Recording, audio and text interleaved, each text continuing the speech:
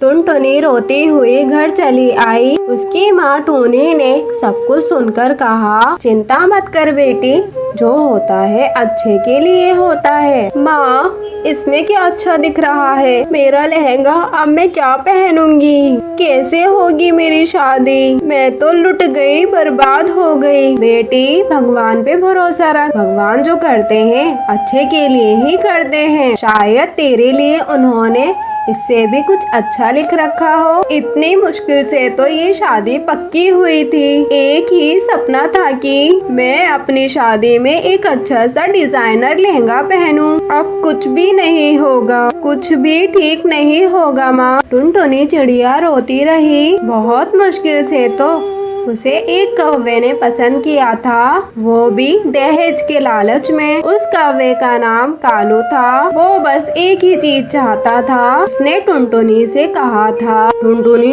तुम्हें तो पता ही है कि तुम एक गरीब चिड़िया हो। मेरे रिश्तेदार इस बात का बतंगड़ बनाने वाले हैं और तुम ऐसा लहंगा पहने ना, सबकी नजर उस लहंगे पर ही हो, ना कि तुम्हारी गरीबी पर। लेकिन वो क्या ही कर सकती थी। लहंगे के लिए उसने अपने पिता टुन्नू से 50,000 रुपए लिए थे, लेकिन अब लहंगा भी चोरी हो चुका था। लेकिन टुनी भगवान को बहुत मानती थी। हे भगवान, मेरी बेटी का लहंगा लौटा दो। लहंगे की वजह से टुनटुनी की जिंदगी खराब हो गई है। आपको तो सब कुछ पता ही है। करो भगवान, कुछ करो। उधर उस चोर ने 5,000 के बदले उस लहंगे को चोर बाजार में बेच दिया। इधर टुनटुनी हर रोज रोती रही, अब मेरी शादी नहीं होगी, मुझे दूसरा लहंगा चाहिए। बेटी, दूसरा लहंगा खरीदने के लिए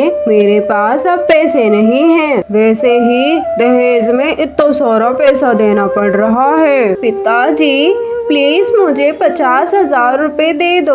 उस लहंगे के बिना मेरी शादी नहीं होगी। बहुत रोने धोने के बाद टुन्नू ने टुनटुनी को 20,000 रुपए दिए। वो पैसे लेकर फिर से उसी दुकान पर चली गई। भैया, मेरे पास 20,000 रुपए हैं, मुझे क्या वो वाला लहंगा मिल सकता है क्या, जो मैंने कल खरीदा था? अरे आप नहीं बहन जी, वो लहंगा तो एक ही था। अब तो 1 लाख रुपए देने से भी वो लहंगा नहीं मिल सकता। हाँ, टुनटुनी दुखी होकर घर चली आई। टूनी चिड़िया ने कहा, बेटी, मैं तेरे लिए लहंगा खरीद कर लेकर आऊंगी, देखना तो उसमें भी बहुत सुंदर लगेगी। टुनटुनी की माँ टूनी चिड़िया लहंगा ढूंढते ढूंढते चोर बाजार पहुँच गई थी और वहाँ जाकर उसे वो वाला लहंगा दिखा। अरे वाह, ये लहंगा तो बहुत बढ़िया है। कितने का दिया है भैया? 10,000 का मैडम। इतना सस्ता?